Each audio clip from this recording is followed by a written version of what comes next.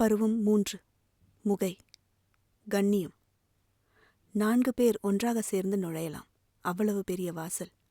இருள் எங்கே என்று தேடி கண்டுபிடிக்க வேண்டியிருந்தது. நீல அகலம் நிறைய உள்ள ஒரு அறை. சுவரில் ஏகமாக நிறைய ரேக்குகள். அனைத்திலும் வண்ணமயமான வகை வகையான புடவைகள். விழாக்காலம் இல்லை என்றாலும் கூட்டம் இருக்கத்தான் செய்தது. தாயும் தங்கையும் வேட்டையை தொடங்கினர். இது பாரடி, கலர் நல்லா இல்லம்மா. அப்ப இது டிசைன் பிடிக்கலம்மா. இருவரும் வெகு நேரமாக இதே வார்த்தைகளைத்தான் சொல்லி வந்தார்கள்.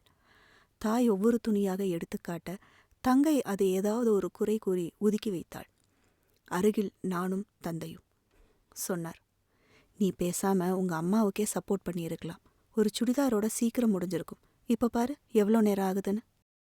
அப்பா, சின்ன பொண்ணு புடவை கட்டணும்னு ஆசைப்படுறா. அது அவளுக்கு பிடிச்ச மாதிரி இருக்கட்டுமே. அதுவும் இல்லாம அவளுக்கு புடவை ரொம்ப பிடிக்கும்பா. சொல்லிவிட்டு தங்கையை பார்த்து, என்னடா இன்னும் எடுக்கல என்றேன். முகத்தை சுழித்துக்கொண்டு, இருனா என்றாள்.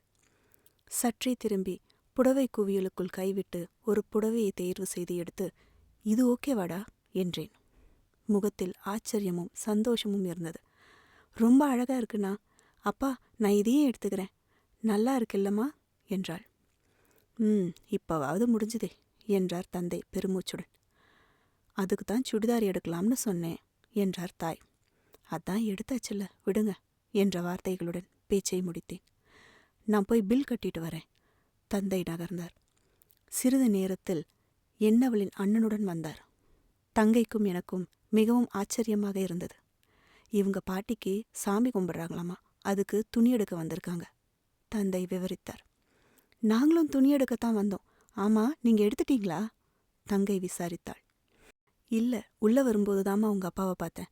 அது மட்டும் இல்ல, எனக்கு துணி செலக்ட் பண்ண எல்லாம் தெரியாது. கொஞ்சம் நீங்களே எடுத்து கொடுக்குறீங்களா ப்ளீஸ்? ஒருத்தருக்கு ஒருத்தர் ஒத்தாசை பண்றதுல என்ன கஷ்டம்? நீ வாப்பா என்று சொல்லி அக்கறையுடன் தோளில் கை வைத்து அழைத்து புடவை தேடினாள் தாய். அருகில் இருந்த தங்கை கிசுகிசுத்தாள். அண்ணா, நீயே ஏதாவது ஒரு புடவை எடு. எதுக்கு? ஐயோ, எடு சொல்றேன் அவசரப்படுத்தினாள். நானும் ஒரு புடவையை எடுத்துக் கொடுத்தேன். அதை தங்கை என்னவளின் அண்ணனிடம் கொடுத்தாள். இந்தாங்க, இது நல்லா இருக்கும். அவரும் எடுத்துக்கொண்டார். தாய் கேட்டாள், யாருக்கு இந்த புடவை கொடுக்க போறீங்க? அப்பாவுக்கு கூட பிறந்தவங்க யாரும் இல்லை, அதனால என் தங்கச்சி தான் கட்டுவா. தங்கை மீண்டும் அருகில் வந்து கிசுகிசுத்தாள். சேர வேண்டிய ஆள்கிட்ட தான் சேர்ந்திருக்கு. வந்த சிரிப்பை, இல்லை இல்லை, வெட்கத்தை மறைத்து கொண்டேன். ரொம்ப ஹெல்ப் பண்ணியிருக்கீங்க, தேங்க்ஸ். வாங்களேன், எங்க வீட்டுக்கு போலாம். என்னவளின் அண்ணன் அழைப்பிற்கு, இல்லப்பா, இன்னொரு நாள் பார்க்கலாம் என்று தந்தை மறுத்தார். அப்பா, போலாம்பா என்ற தங்கையின் கெஞ்சலுக்கு சம்மதித்தார். என்னவளின் வீட்டை நோக்கி அனைவரும் பயணித்தோம். அனைவரும் ஒன்று கூடினோம். என்னவள் மட்டும் இல்லை. ஏக்கத்துடன் நின்றிருந்த என்னை புரிந்து கொண்ட தங்கை என்னவளைப் பற்றி விசாரித்தாள். வெளியே சென்றிருப்பதாக தகவல் கிடைத்தது. காத்திருக்க வேண்டும் என்று புரிந்து கொண்டேன். நீ போய் மாமா வீட்டில் அவங்க 2 பேரையும் கூட்டிட்டு வா. தந்தையின் உத்தரவுப்படி மாமா வீட்டிற்கு தகவல் கொடுத்துவிட்டு வந்தேன். ஏன் என்று தெரியவில்லை, ஆனால் வந்தாள். நான் உள்ளே போகவும் அவள் வெளியே வரவும் சரியாக இருந்தது. இருவரும் புன்னகைத்தோம். நீ வரலன்னு நினைச்சேன் என்றாள். அப்பா அம்மா கிட்ட கேட்க வேண்டியது தானே நான் வந்திருக்கேனா இல்லையான்னு. அது எப்படி முடியும்? ஏன் முடியாது? அவளை இப்படி கிண்டல் செய்வதும் எனக்கு பழக்கமாகிவிட்டது. மௌனமாகவே இருந்தாள். அவள் பார்வையிலேயே பதில் கிடைத்தது. நீ உள்ள போ என்றாள்.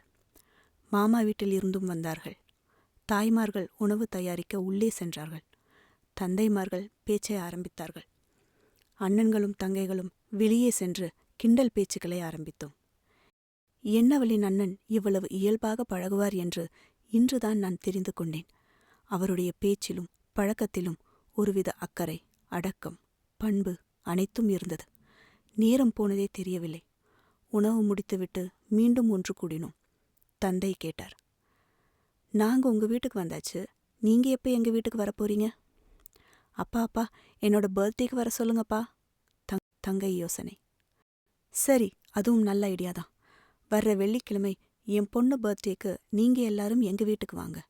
ஆமா, பாட்டி திதி எப்ப? புதன்கிழமை என்றார் என்னவளின் தந்தை. மாமாவும் அவர் பங்கிற்கு ஒரு யோசனை கொடுத்தார். சரி, புதன்கிழமை நீங்க இங்க வாங்க, வெள்ளிக்கிழமை இவங்க அங்க வரட்டும். அவங்க மட்டும் இல்ல, நீயும் வரணும் என்றார் தந்தை. சிறிது நேரத்தில் அனைவரும் விடைபெற்று வெளியேறினோம். வீட்டு சோஃபாவில் அமர்ந்து தாயும் தந்தையும் என்னவளின் வீட்டை பற்றி பேசிக் கொண்டிருந்தார்கள். யார் யார் என்னென்ன சொன்னார்கள் என்று இருவரின் குரல்களும் கேட்டுக்கொண்டே இருந்தது. இடையிடையே என்னவளின் பேச்சும் வந்தது. அது என்னவோ, அவளது பெயரை கேட்கும்போதே இதழ்களில் புன்னகைப்பூ தானாகவே மலர்கிறது. மனதிலும் தான். அவளை காணும்போதே ஒரு மகிழ்ச்சி, நினைக்கும்போது ஒரு வெட்கம், காணாத போது ஒரு தவிப்பு, காணும்போது ஒரு நிறைவு. இத்தனை நாட்களாக எவ்வாறு இதை அவளிடம் இருந்து கூட மறைத்து வைத்தேன் என்பது வியப்பாக இருந்தது. இப்பொழுதும் தங்கையின் வார்த்தைகள்தான் என்னை நினைவுக்கு கொண்டு வந்தது. நான் வந்தது கூட தெரியாம அப்படி என்ன நான் யோசிச்சுட்டு இருக்க? அவங்கள பத்தியா? இல்ல, அவங்க அண்ணனை பத்தி. அவரை பத்தி என்ன யோசனை? இன்னைக்கு அவர் நம்மக்கிட்ட எப்படி பேசினாரு பாத்தியா? ரொம்ப நல்லா பேசினாருல்ல. அவர் இவ்ளோ கேஷுவலா பேசுவாருன்னு எனக்கு இப்பத்தான் தெரியும். அதனால தான் இன்னைக்கு அவர் பக்கத்துலேயே உட்காந்துட்டு இருந்தியா? அப்படியெல்லாம் ஒன்றும் இல்லை, அங்கதான் இடம் இருந்தது. இல்லையே, அண்ணி பக்கத்துல கூட இடம் இருந்தது. இல்லையே, இடம் விட்டதே நான் தான். இடம் விட்டியா? எப்போ? நாம வெளியே உட்காந்து பேசிட்டு இருக்கும்போது நீ அவங்க பக்கத்துல உட்காரட்டும்னு தான் நான் தள்ளி உட்கார்ந்தேன். ஆனா நீ அவங்க அண்ணன் பக்கத்துல போய் உட்காந்துக்கிட்ட. அவளுக்கு பக்கத்துல உட்கார்றது தொடுறது இதெல்லாம் எனக்கு பிடிக்காதுடா. கம்பைன் கிளாஸ்ல மட்டும் பக்கத்துல உட்காந்துக்கிறீங்க, ஒரு தடவை கூடவா தொட்டதில்ல என்றாள். இவள் என்ன கேட்கிறாள்? அப்பொழுது நான் அவளை தொட்டு பேசிதான் பழகுகிறேன் என்று நினைக்கிறாளா? இருக்காது. நான் அவளை தொட்டிருப்பேன்னு நீ நினைக்கிறியா என்று நான் கேட்டதும் பதறிவிட்டாள். ஐயோ அண்ணா, அப்படி இல்ல, நான் அப்படி கேட்கல. இத்தனை நாளா பழகுறீங்களே, தெரியாம கூட கைப்பட்டிருக்காதான்னு தான் கேட்டேன். நான் உன்னை சந்தேகப்படலண்ணா. ப்ளீஸ்ண்ணா, தப்பா நினைச்சுக்காத. நீ என்னை சந்தேகப்பட மாட்டேன்னு எனக்கு தெரியும். ஆனா நீ உன் அண்ணிய பத்தியும் தெரிஞ்சுக்கணும். நாங்க 2 பேரும் பல சமயங்கள்ல ஒன்னா தனியா இருந்திருக்கோம். ஆனா அப்ப கூட எங்க 2 பேருக்குள்ளேயும் ஒரு கேப் இருக்கும். அதுதான் எங்க கண்ணியம். நாங்க ஒருத்தர் மேல ஒருத்தர் வச்சிருக்கிற மரியாதை, எங்களை பெத்தவங்க எங்க மேல வச்சிருக்க நம்பிக்கைக்கு கைமாறு. அந்த கேப்பை என்னைக்கும் நாங்க தாண்ட மாட்டோம். சொல்லும் போதே அவள் முகம் தொங்கிவிட்டது. நான் உன்னை சந்தேகப்பட்டு கேட்கலனா, யதார்த்தமாதான் கேட்டேன். அது தப்பா போயிருச்சு. சாரிண்ணா. இல்லடா, நீ எந்த அர்த்தத்துல கேட்டேன்னு எனக்கும் புரியுது. விடு, இதை பத்தி இனி பேச வேண்டாம். நான் உன்னை ஏதாவது கஷ்டப்படுத்திட்டேனானா? இல்லடா, அதெல்லாம் ஒன்றும் இல்லை. என் மேலே எதுவும் கோவம் இல்லையே. இல்லடா, நீ போய் தூங்கு போ. கதவு வரை சென்றவள் என்னை திரும்பி பார்த்து தலை குனிந்தவாறே சென்றாள். அவள் யதார்த்தமாகத்தான் கேட்டாள். அது ஏன் எனக்கு உரைத்தது என்று தெரியவில்லை. நானும் எங்களைப் பற்றி புரிய வைக்கத்தான் பேசினேன். அது ஏன் அவளுக்கு முகவாட்டத்தை கொடுத்தது என்று தெரியவில்லை. சில கேள்விகள் கேட்காமலும் சில பதில்கள் சொல்லாமல் இருப்பதும் தான் சிறந்தது போலும். வல்லு வல்லுன்னு ஒரு குரங்கு. புதன்கிழமை காலையில் தந்தை அழைத்தார். நீ இன்னைக்கு சாயங்காலம் காலேஜ் முடிச்சதும் நேரா அங்க வந்துடு. தங்கச்சிங்கப்பா? அவங்க காலேஜ்ல கல்ச்சுரல்ஸ் தானடா, அதனால சீக்கிரமே வர சொல்லிட்டேன். அம்மாவை கூப்பிட வரும்போது தங்கச்சியையும் நானே கூப்பிட்டு வந்துடுறேன். மாலையில் வீடு சென்றேன். அப்பா, அம்மா, தங்கை, அத்தை, மாமா அனைவரும் அங்குதான் இருந்தார்கள். தந்தை கேட்டார், அந்த பொண்ணையும் கூட்டிட்டு வந்திருக்கலாம் இல்லடா? தங்கச்சியை நீங்க கூப்பிட்டு வரேன்னு சொன்னீங்கப்பா. நான் நம்ம வீட்டு பொண்ணை சொல்லல, இந்த வீட்டு பொண்ணை சொன்னேன் என்றார் தந்தை. அருகில் தங்கையும் என்னவளின் தாயும். என்னப்பா சொல்றீங்க? நான் எப்படி கூப்பிட்டு வர முடியும்? ஒரே வீட்டுக்குத்தானே வர்றீங்க? என்னவளின் தாய் என்னை பார்ப்பது தெரிந்தது. போங்கப்பா என்று சொல்லிவிட்டு வெளியே வந்தேன். தங்கையும் வெளியே வந்தாள். முகமலர்ச்சியுடனும் மகிழ்ச்சியுடனும் இருந்தாள். அண்ணியோட அம்மாவுக்கு உன் மேல நம்பிக்கை வந்திருக்குனா என்றாள். எப்படி சொல்ற? நான் எப்படி கூட்டிட்டு வர்றதுன்னு நீ கேட்டப்போ அவங்க முகத்தை பார்க்கணுமே, எப்படி இருந்தது தெரியுமா? செமஸ்டர்லேயும் 2 பேரும் நல்ல மார்க் வேற. கண்டிப்பா உன் மேல ஒரு நல்ல ஒப்பீனியன் இருக்கும். இப்போ உன்னோட லவ் தெரிஞ்சா கூட 2 வீட்லேயும் ஏத்துப்பாங்க. ஆமா, நீ எப்போ உன்னோட லவ் அவங்க கிட்ட சொல்ல போற? இந்த சின்ன விஷயத்துக்கெல்லாம் லவ் ஏத்துக்க மாட்டாங்கடா. இன்னும் கொஞ்ச நாள் போகட்டும், பார்க்கலாம். இப்படியே சொல்லி சொல்லி உனக்கு காலேஜ் முடிஞ்சிடும். அப்புறம் நீ நினைச்சா கூட சொல்ல முடியாது. உண்மைதான். கேட்க கஷ்டமாகத்தான் இருந்தது. இருப்பினும் சிரிப்பை வரவழைத்துக் கொண்டேன். எப்பவா இருந்தாலும் சொல்லத்தானே போறேன் என்றேன். அது ஏன் இன்னிக்கா இருக்கக்கூடாது என்றாள். பதில் பேசவில்லை. அவங்க வர்றாங்க, சான்ஸ் மிஸ் பண்ணாதனா சொல்லிடு என்று சொல்லிவிட்டு ஓடிவிட்டாள். என்னை பார்த்து வந்த என்னவளை எனது விழிகள் மறுக்கவில்லை. என்ன, அப்பா அம்மா எல்லாம் வந்தாச்சா, என்ன சொன்னாங்க என்றாள். உன்னை ஏன் கூட்டிட்டு வரலன்னு கேட்டாங்க. என்ன? ஒன்றும் இல்லை, நீயே போய் உங்க அம்மா கிட்ட கேளு. குழப்பத்துடன் உள்ளே சென்றாள். கதவு இடுக்கில் இருந்து பார்த்த தங்கை தலையில் அடித்து கொண்டாள். வீட்டின் ஒரு அறையில் மையப்பகுதியில் கீழே பாட்டியின் போட்டோ. பொட்டு வைத்து பூ வைத்து பாதி முகமே தெரியவில்லை. ஒரு தட்டில் நான் தேர்ந்தெடுத்த புடவை. அதன் முன் தலைவாழை இலை போட்டு அதில் வகை வகையான உணவுகள் வைக்கப்பட்டிருந்தது. இலை வாடியிருந்தது. மதியமே கும்பிட்டிருப்பார்கள் போலும். சம்பிரதாயத்துக்காக இப்போதும் அனைவரும் கும்பிட்டோம். நான் என்ன வேண்டிக் கொண்டேன் தெரியுமா? பாட்டி, செத்துப்போனவங்க தெய்வத்துக்கு சமம்னு சொல்லுவாங்க. இந்த குடும்பத்தோட தெய்வமான நீங்க எனக்கு ஒரு வரம் கொடுங்க. உங்க பேத்திய நான் காதலிக்கிறேன். கல்யாணம் பண்ணிக்க ஆசைப்படுறேன். எங்க 2 பேரையும் சேர்த்து வைங்க ப்ளீஸ். அன்று இருந்த அதே மகிழ்ச்சி இன்றும் இருந்தது. வீட்டிலும் அதை பற்றிய பேச்சுதான் வெகுநேரம் போய்க் கொண்டிருந்தது. வழக்கம் போல் என்னவளின் நினைவுகள் தாளாட்ட தங்கையின் சாக்லேட் புன்னகையுடன் நாள் நிறைவுற்றது. வெள்ளிக்கிழமை, தங்கையின் பிறந்தநாள். அவள் எப்படி இருப்பாள்? புத்தாடை அணிந்திருப்பாளா? அம்மா நேற்று இரவு தங்கைக்கு பிடித்த முல்லைப்பூ வாங்கி வைத்தாளே, சூடியிருப்பாளா? எதிர்பார்ப்புகளுடன் கண் விழித்தேன். ரூம் கதவை திறந்து கொண்டு ஒரு தேவதை போல வந்தாள். புதுப்புடவை பொலிவுடன் ஒற்றை ஜடை பின்னி பூக்கள் சூடி புடவைக்கு பொருந்திய வளையல்கள் 1 டசன் அணிந்து வழக்கமான காஃபி புன்னகையும் சூடியிருந்தாள். நல்லா இருக்கேனா? ரொம்ப அழகா இருக்க. நீ எடுத்த புடவைன்றதுனால சொல்றியா? அதெல்லாம் ஒன்றும் இல்லை, நிஜமாவே அழகா இருக்க. ஹாப்பி பர்த்டே என்று சொல்லி கை குலுக்கி காஃபி வாங்கி கொண்டு கேட்டேன். இன்னைக்கு என்ன சீக்கிரமே ரெடி ஆயிட்ட? சாரி அவ்வளோ பிடிச்சிருக்கா என்ன? ஆம் என்று கூறினால் பெருமைப்படலாம் என்ற ஆசை. அப்பா இன்னைக்கு சீக்கிரமே ஆஃபீஸ் போகணும்னு சொன்னார். அதான் அவர் போறதுக்கு முன்னாடியே ட்ரெஸ் பண்ணி காமிச்சு ஆசிர்வாதம் வாங்கினேன். எனது அரை கண்ணாடியில் அவளது அழகை சரிபார்த்து கொண்டே பேசினாள். ஓ, அப்ப 50 ரூபாய் வாங்கியாச்சா? இன்னைக்கு 100. திரும்பி பார்த்து பெருமையுடன் சொன்னாள். ஏன்? தடவை பர்த்டேக்கு புடவை கட்டியிருக்கேன், அதனால. பெருமூச்சுடன் சொன்னேன். அதுக்குள்ள புடவை கட்டுற அளவுக்கு பெரிய பொண்ணாயிட்ட. நாள் சீக்கிரமா போயிருச்சுல. பாட்டியின் பழைய புடவையில் பாவாடை தைத்து அதற்கு எனது பத்தாத சட்டையை போட்டு திரிந்தவள் திடீரென்று ஒரு நாள் புடவைக்கு அடம் பிடிக்கிறாள். தாவணியில் அவளை நான் பார்த்தது கூட கிடையாது.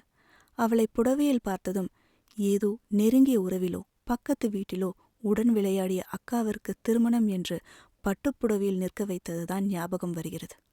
அதன் பின்னர் அக்காவை அந்த வீட்டில் பார்க்கவே இல்லை. புடவை கட்டினாலே சீக்கிரம் பிரிந்து விடுவார்கள் என்ற பயம் அப்போதே மனதில் பதிந்துவிட்டது.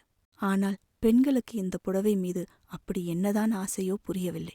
உப்பு மூட்டை தூக்கி விளையாடிய சிறுமியை ஒரே நாளில் தாய் வந்து இனி தொட்டு பேசக்கூடாது, தூக்கக்கூடாது, சுத்தக்கூடாது என்று சொல்லும்போது அண்ணன்களுக்கு ஏற்படும் பிரிவும் தனிமையும் தங்கைகளுக்கு புரியுமா என்றே தெரியவில்லை.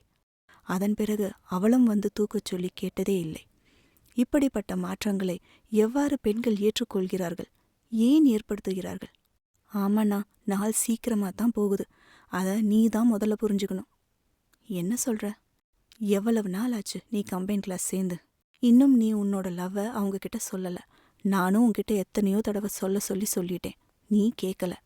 நீ எங்கேயாவது லேட் பண்ணி வேற யாரையாவது அண்ணின்னு கூப்பிட வச்சிடாதனா அதை என்னால தாங்கிக்க முடியாது. என்னால மட்டும் தாங்கிக்க முடியும்னு நினைக்கிறியா? அதனால தான் போய் ப்ரப்போஸ் பண்ணுன்னு சொல்றேன். படிப்பு முடிஞ்சதும் அவங்கள வேற யாருக்காவது கல்யாணம் பண்ணி வச்சிட்டா என்ன பண்ண முடியும்? இதே நீ அவங்க கிட்ட உன்னோட லவ்வை சொல்லி அவங்களும் அக்செப்ட் பண்ணிட்டாங்கன்னா அப்புறம் வீட்டில் பார்க்குற மாப்பிள்ளைய அவங்களே வேண்டாம்னு சொல்லிடுவாங்க. இத்தனை நாளா வெயிட் பண்ணினது போதும். இத்தனை நாள் வெயிட் பண்ணினேன், இன்னும் கொஞ்ச நாள் வெயிட் பண்ணினா எனக்கும் படிப்பு முடிஞ்சிடும். சீக்கிரமே ஒரு வேலையிலையும் சேர்ந்துடுவேன். அப்புறம் அவங்க வீட்டில் போய் சொன்னா கூட யாரும் முடியாதுன்னு சொல்ல மாட்டாங்க. அதுக்குள்ள அவங்க வீட்டில் மாப்பிள்ளை பார்க்க மாட்டாங்கன்னு என்ன நிச்சயம்? எல்லாம் ரெடி பண்ணி வச்சுட்டு எக்ஸாம் முடிஞ்சதும் கல்யாணம்னா என்ன பண்ணுவ? பதில் ஏதும் பேசவில்லை. தங்கை சொன்னது நடந்துவிடுமோ என்ற பயமும் இருக்கத்தான் செய்தது. தொடர்ந்தாள். இதோ பாருண்ணா, மறுபடியும் சொல்றேன், எனக்கு அவங்க தான் அண்ணியா வரணும். உனக்கு மிஸ்ஸஸா வரவேண்டிய அந்த மிஸ் ஆயிடக்கூடாது. சரியா? எனக்கே அட்வைஸா? மனசுல பட்டதை சொன்னேன். சரி சரி, நீ இதையெல்லாம் நினச்சிட்ருக்காத. எப்போ பார்த்தாலும் இதையே சொல்லு. முதல்ல எந்திரிச்சு ரெடியாகு. மணி என்ன தெரியுமா? 8. கேட்டவுடன் துள்ளி குதித்து எழுந்தேன். 8ஆ? ஏன் இவ்வளவு நேரமா எழுப்பல? நான் ரெடி ஆயிட்டு இருந்தேன். அப்பா எங்க? அவர் கிளம்பியாச்சு. சரி நீ போ, நான் குளிச்சுட்டு வரேன். சொன்னபடி செய்தேன். கீழே சென்றேன். தங்கை கடந்து சென்றாள். கேட்டேன், எங்க போற? காலேஜுக்கு போக வேண்டாமா? பஸ்ஸுக்கு டைம் ஆச்சு. எப்போவும் நான் தானே கொண்டு போய் விடுவேன். இன்னைக்கு உனக்கே டைம் ஆச்சு. பரவாயில்ல, வெயிட் பண்ணு, நானே கொண்டு போய் விடுறேன். சீக்கிரம் வா. இருமா, என்ன அவசரம்? அவன் சாப்பிட்டு வரட்டும் என்றாள் தாய். என்னை விட்டுட்டு போக அண்ணனுக்கும் தாம்மா லேட் ஆகும், அதான் சொன்னேன். அதெல்லாம் ஒன்றும் ஆகாது, 5 நிமிஷத்துல வந்துடுறேன் சொல்லிவிட்டு சாப்பிடாம இருந்தேன். அம்மா, தங்கச்சி இன்னைக்கு ரொம்ப அழகா இருக்கால்ல? நீ எடுத்த புடவை ரொம்ப பொருத்தமா இருக்குடா. இன்னைக்கு சாயங்காலம் அவ வந்ததும் சுத்தி போடுங்க. சாயங்காலம் வேண்டாண்டா, அவங்க எல்லாம் வர்றாங்கல்ல, எல்லாரும் போனதுக்கப்புறம் சுத்தி போட்டுக்கலாம். ரெடியா? தங்கையின் குரல் கேட்டது. ஓடிச் சென்றேன். வண்டியில் சென்று கொண்டிருக்கும்போது ஆரம்பித்தாள். இன்னைக்கு அவங்க வருவாங்களானா? யார் என்று அவள் சொல்லாமலே புரிந்து கொண்டேன். கண்டிப்பா வருவா. அண்ணா, இன்னைக்காவது நீ அவங்க கிட்ட சொல்லுனா. இதுவும் எனக்கு புரிந்தது. நான் தான் சொல்றேன்ல, நேரம் பார்த்து நான் அவகிட்ட சொல்லிக்கிறேன், நீ பேசாம இரு. இரு இரு, இன்னைக்கு சாயங்காலம் அவங்க வர்றாங்கல்ல, அப்ப அவங்க கிட்ட நானே சொல்லிடுறேன். ஒன்றும் பேசவில்லை. என்ன சத்தத்தையே காணோம்? கேட்டாள். உன்னை பத்தி எனக்கு தெரியும். என்ன தெரியும்? எனக்கு பிடிக்காததை நீ செய்ய மாட்டேன்னு தெரியும். எனக்கும் ஒன்று தெரியும். என்ன? நான் ஆசைப்படுறத நீ செய்யக்கூடாதுன்னு முடிவில் இருக்கேன்னு தெரியும். உன்னை பேசாம பஸ்லயே அனுப்பியிருக்கலாம் போல. கேட்டவுடன் ரோஷத்துடன் சொன்னாள். என்ன சொன்ன? சரி, நீ என்னை இறக்கி விடு, நான் நடந்தே போறேன். வண்டி நிறுத்து. நீ சொன்னாலும் சொல்லாட்டாலும் நான் உன்னை இறக்கி விடத்தான் போறேன். காலேஜ் வந்துருச்சு. இறங்கியவள் கேட்டாள். இப்ப நீ முடிவை என்னதான் சொல்ற? ஒழுங்கா போய் படின்னு சொல்றேன். எனக்கு தெரியும் சொல்லிவிட்டு உதட்டை இருபுக்கமும் அசைத்து காட்டிவிட்டுச் சென்றாள். கல்லூரிக்குச் சென்றேன். நேரமாகிவிட்ட காரணத்தால் நேரே வகுப்பறைக்குள் சென்றேன். என்னவள் எனது வரவை எதிர்பார்த்தவள் போல் வாசலையே பார்த்து கொண்டிருந்தாள். இருவரும் புன்னகையை பகிர்ந்து கொண்டோம். மாலை வகுப்பு முடிந்தவுடன் நண்பர்களுடன் பேசிவிட்டு வந்தேன். என்னவள் அந்த இடத்தில் காத்து கொண்டிருந்தாள். அருகில் சென்ற என்னிடம் கேட்டாள். ஏன் இன்னைக்கு லேட்டு? காலையில் எந்திரிக்க லேட் ஆயிடுச்சு. காலையில் உனக்கு வெயிட் பண்ணினேன், நீ வரல. ஸோ கிளாஸுக்கு போயிட்டேன். என்ன விஷயம்? இன்னைக்கு நாங்கள் வீட்டுக்கு வர முடியாது. கேட்டவுடன் கோபமே வந்துவிட்டது. என்ன விளையாடுறியா? ஒவ்வொரு தடவையும் எனக்கும் தங்கச்சிக்கும் பர்த்டே வரும்போது வெளியே எங்கேயாவது போவோம். இந்த தடவை நீங்க வர்றீங்கன்னு எங்கேயும் போகல. இப்ப கடைசி நேரத்துல வந்து வரமாட்டேன்னு சொன்னா என்ன அர்த்தம்? ஏன் வர முடியாது? இப்ப எதுக்கு இவ்ளோ டென்ஷன் ஆகுற? உன் வீட்டுக்கு இதுக்கு முன்னாடி நான் வந்ததில்ல, எங்க இருக்குன்னு கூட தெரியாது. சும்மா வான்னா எங்க வர்றது? இவ்வளவுதானா? இன்னைக்கு நானே வந்து உங்க எல்லாரையும் கூட்டிட்டு போறேன், போதுமா? இதுக்கு போய் வரமாட்டேன்னு சொல்ற? டென்ஷன் ஆகாத. சும்மா உன்னை சீண்டி பார்க்கத்தான் வரலன்னு சொன்னேன். மற்றபடி நானே உன்னை வர சொல்லணும்னு தான் நினச்சேன். உனக்கு எப்போ விளையாடுறதுன்னு தெரியாதா? தெரியாது. வேணும்னா அதுக்கும் டியூஷன் வச்சுக்கலாமா? இருவரும் சிரித்தோம். ஆமாம், நீ பாட்டுக்கு என்னை வர சொல்லிட்ட. உங்கள் வீட்டில் ஒன்றும் சொல்ல மாட்டாங்களா? அவங்க தான் உன்கிட்ட சொல்ல சொன்னாங்க. சரி, வரேன் சொல்லிவிட்டு பிரிந்தோம். வீடு சென்றதும் தந்தையிடம் விஷயத்தை சொன்னேன். சரி, நான் போய் அவங்கள கூட்டிட்டு வர்றேன். அம்மா ஏதோ கடைக்கு போகணும்னு சொன்னா, நீ போய் அதை பார் என்று சொல்லி பணத்தை கொடுத்தார். சற்று ஏமாற்றமாக இருந்தாலும் சிறிது நேரத்தில் பார்க்கத்தானே போகிறோம் என்று சமாதானப்படுத்திக் கொண்டேன். மேலே சென்று முகம் கழுவி துணி மாற்றிக்கொண்டு கீழே வந்த என்னை தங்கை வழிமறித்தாள். ஏன் இங்க ஒரு ஆளு ஏமாந்த குரங்கு மாதிரி இருக்கு? தந்தை அவளிடம் சொல்லியிருப்பார் என்று புரிந்தது. ஓய், என்ன கிண்டலா? இல்லையே, நான் உண்மையத்தான் சொன்னேன். ஆமா, ஹரிச்சந்திரனுக்கு பக்கத்து வீடு உண்மையை மட்டும்தான் பேசுவா. இப்ப நீ மட்டும் கிண்டல் பண்ணலாமா? நீ பண்ணுனல்ல, அதுக்கு தான் இது. நான் ஒன்றும் உன்னை கிண்டல் பண்ணல.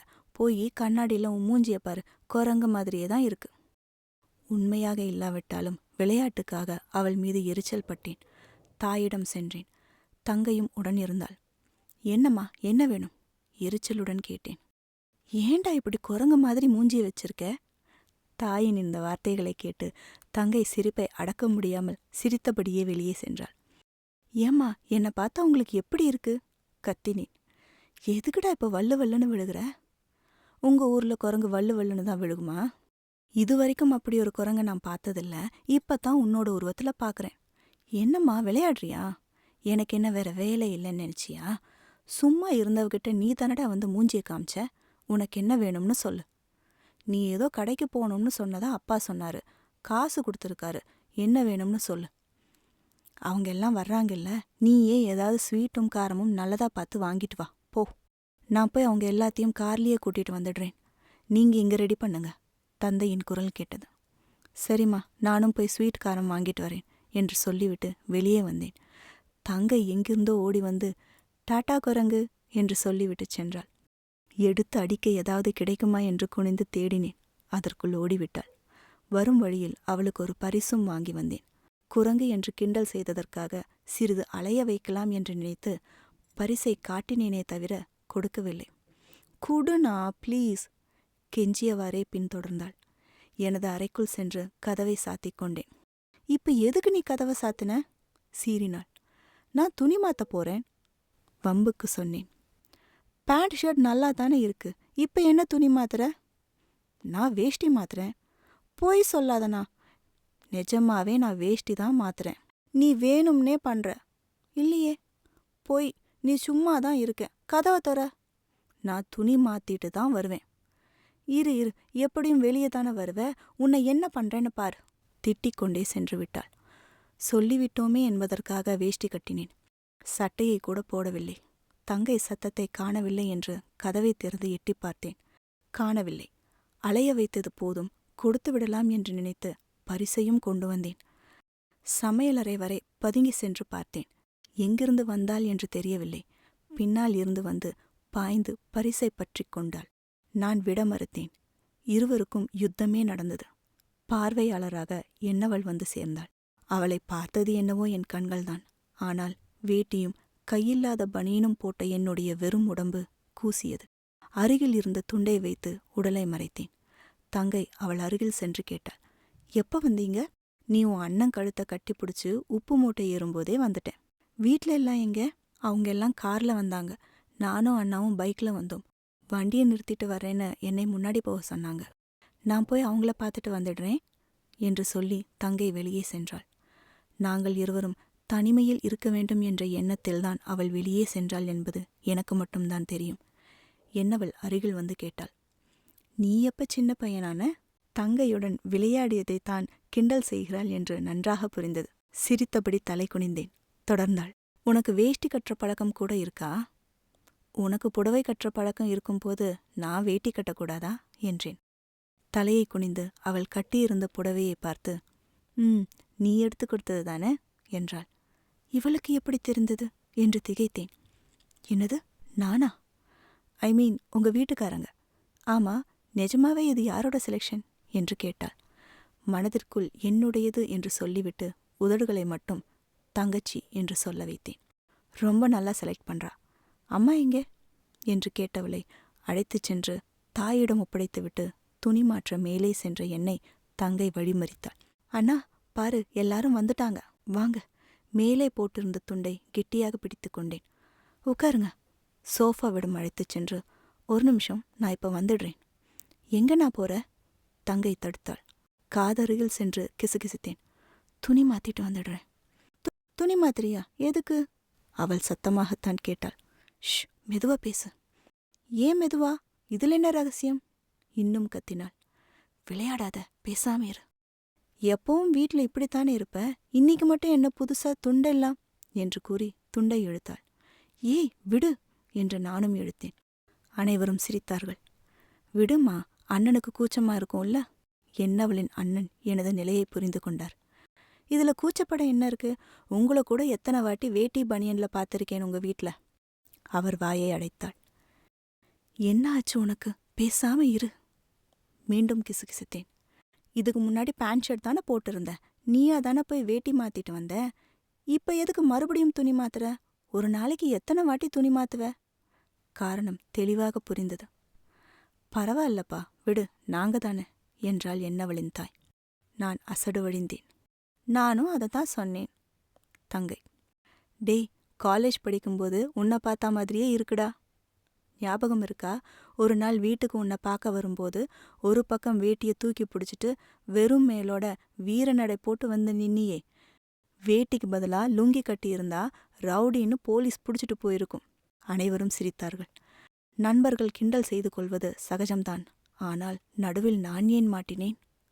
விடுமா அவனை, போய் சட்டையாவது போட்டுட்டு வரட்டும். நீ போடா. தங்கையிடம் இருந்து என்னை விடுவித்து எனது மானத்தை காப்பாற்றினார் தந்தை. நீயும் அன்னிக்கு சட்டை போடாம தாண்டா இருந்த. மாமா மீண்டும் தொடர்ந்தார். அனைவரின் சிரிப்பு சத்தம் அடங்குவதற்குள் வந்துவிடலாம் என்று ஓடியே விட்டேன். துணி மாற்றிவிட்டு வந்து பார்க்கும்போது கூட்டம் கலைந்திருந்தது.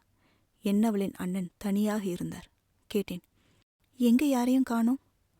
லேடீஸ் கிச்சனுக்குள்ள, அப்பாக்கள் மொட்டை மாடிக்கு. ஆமா, உன் தங்கச்சியை ஏதாவது வம்பெழுத்தியா? உன்னை துண்டோட நிற்க வச்சுட்டா? கிஃப்ட் கொடுக்கும்போது கொஞ்சம் அலைய வச்சுட்டேன். கரெக்டா பழி வாங்கிட்டா. இழித்துக்கொண்டே சொன்னேன். விடு, சின்ன பொண்ணு தானே. நீங்க மாடிக்கு போலியா? உனக்கு தான் வெயிட் பண்றேன். உன் வீடு நீ தான் சுத்தி காட்டணும். என் தங்கச்சிக்கு மட்டும் இல்ல, எனக்கும் நீதான்ப்பா ஃப்ரெண்டு. ஐயோ ப்ளீஸ் வாங்க. பின்னாடி தோட்டம் இருக்கு, போலாமா? கண்டிப்பா. அங்க ஒரு மாமரம் இருக்கு. உன் தங்கச்சியோட 12வது பர்த்டேக்கு வச்சது தானே? ஆமா, சொல்லிட்டாளா? சிறிது நேரம் தோட்டத்தில், பிறகு மொட்டை மாடியில், பிறகு வாசலில் என்று நின்று பொழுதை கழித்தோம். இரவு விருந்தை முடித்துவிட்டு அனைவரும் வீடு சென்றனர். இப்பொழுதும் தந்தைதான் கொண்டு சென்று விட்டு வந்தார். தாய் சொன்னது போலவே அனைவருக்கும் திருஷ்டி கழித்தாள். முன்மொழி. காலை கல்லூரியில் என்னவளை சந்தித்தேன். நேத்து விருந்தெல்லாம் எப்படி இருந்தது கேட்டேன். புன்னகையுடன் சொன்னாள், ரொம்ப நல்லா இருந்தது. அதை விட நீ போட்டிருந்த ட்ரெஸ் தான் சூப்பர். ஏய், என்ன கிண்டலா? அப்படி இல்ல, தினமும் உன்னை பேண்ட்ல பார்த்துட்டு திடீர்னு வேஷ்டியில பார்க்க வித்தியாசமா இருந்தது. குடும்ப பையன் மாதிரி.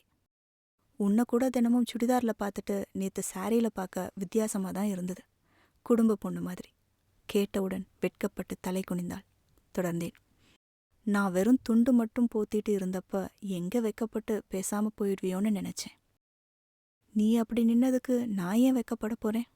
என்னது, ஏன் வெக்கப்படணுமா? அப்ப நான் உன்னை குடும்ப பொண்ணுன்னு சொன்னது தப்பு போலையே. ஏய், சும்மா சொன்னேன். அது இருக்கட்டும், இந்த வாரம் முழுக்க நம்ம படிக்கவே இல்லை. அதுக்கு என்ன பண்றது? எல்லாத்தையும் சேர்த்து வச்சு ஒரு நாள் முழுக்க உட்காந்து படிக்க வேண்டியதுதான். அப்போ சண்டே ஓகேவா? ஓகே. ஞாயிற்றுக்கிழமை நானும் தங்கையும் மாமா வீட்டிற்கு சென்றோம். தங்கையை மாமாவிடம் ஒப்படைத்துவிட்டு நானும் என்னவளும் மாடிக்கு சென்றோம். படிப்பில் மட்டும் கவனத்தை செலுத்தினோம்.